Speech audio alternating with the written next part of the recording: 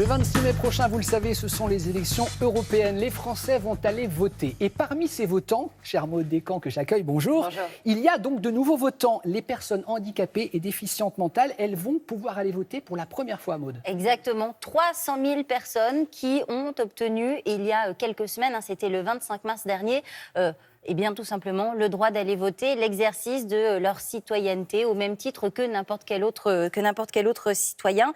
En fait, jusqu'à présent, les personnes handicapées mentales ou déficientes mentales devaient obtenir l'autorisation d'un juge pour pouvoir se rendre aux urnes. Eh bien, tout cela est terminé et donc, le 26 mai prochain, elles vont pouvoir aller voter. À l'époque, quand il fallait faire les démarches administratives, vous imaginez bien que ça décourageait un très grand nombre de personnes. Eh bien, ça y est, c'est terminé. Tout le monde va pouvoir se rendre aux urnes. Il n'y aura plus de différence entre les citoyens. Sauf qu'on est d'accord que pour aller voter, il faut évidemment saisir les enjeux, connaître les programmes. C'est compliqué, même pour quelqu'un qui a toutes ses capacités intellectuelles et mentales. Comment informer les personnes handicapées qui vont aller voter ? Alors, ça va être tout l'enjeu évidemment de ce scrutin. Ça va être un test aussi, ces élections européennes, pour voir comment on peut éventuellement améliorer les explications, améliorer le processus pour les municipales qui arriveront ensuite.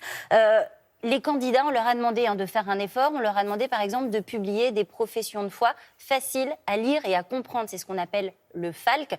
Donc, utiliser des dessins, utiliser des pictogrammes pour que tout le monde puisse comprendre assez facilement. Dans quelques jours, on va recevoir ces professions de foi et donc, il faudra regarder qui a joué le jeu ou pas. Et puis, il y a aussi le ministère de l'Intérieur qui a mis en place l'année dernière pour les élections professionnelles un site qui s'appelle « Je teste ma profession de foi ». Et donc, les candidats peuvent télécharger leur profession de foi sur ce site qui va scanner, on va dire, la page et dire aux candidats, oui, c'est facile à lire et à comprendre, ou non, voilà ce qu'il faudrait améliorer.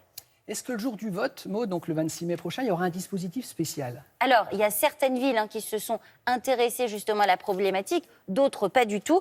Par exemple, à Paris, ça fait 1 an que la mairie réfléchit justement à tout un processus. Ils ont mis en place une campagne vidéo dont on voit les images pour informer à la fois les présidents des bureaux de vote, mais aussi les personnes justement qui vont pouvoir aller voter pour la première fois.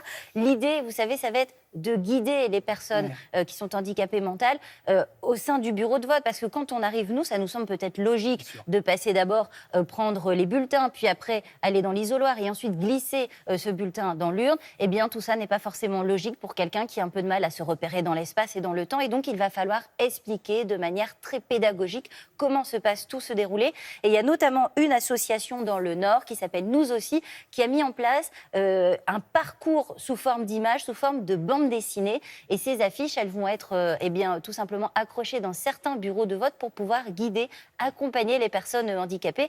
Et ces affiches, elles ont été réalisées évidemment avec l'aide de personnes handicapées mentales pour être sûr que tout le monde puisse les comprendre. Donc, est-ce que les structures qui accueillent les personnes en situation de handicap mental les préparent pour leur toute première participation à des élections ? Bien sûr, et ça, c'est vraiment le point essentiel, c'est tout ce travail en amont. Il y a encore 3 semaines avant les élections, ces associations, elles organisent déjà depuis plusieurs semaines des votes blancs. Donc, elles reconstituent des bureaux de vote. Un genre de training. Un genre de training, exactement. Donc, au sein de leurs locaux ou alors dans des salles municipales, elles reconstituent vraiment tout le parcours du bureau de vote et elles invitent les personnes handicapées mentales à venir voter, à venir s'exercer pour comprendre exactement comment ça se passe. Et donc, si vous êtes concerné, sachez que vous avez jusqu'au 16 mai pour vous inscrire sur les listes électorales. Merci Maud pour cette information à côté de laquelle j'étais personnellement passé. Donc je suis ravi que vous nous l'ayez développée. Merci beaucoup.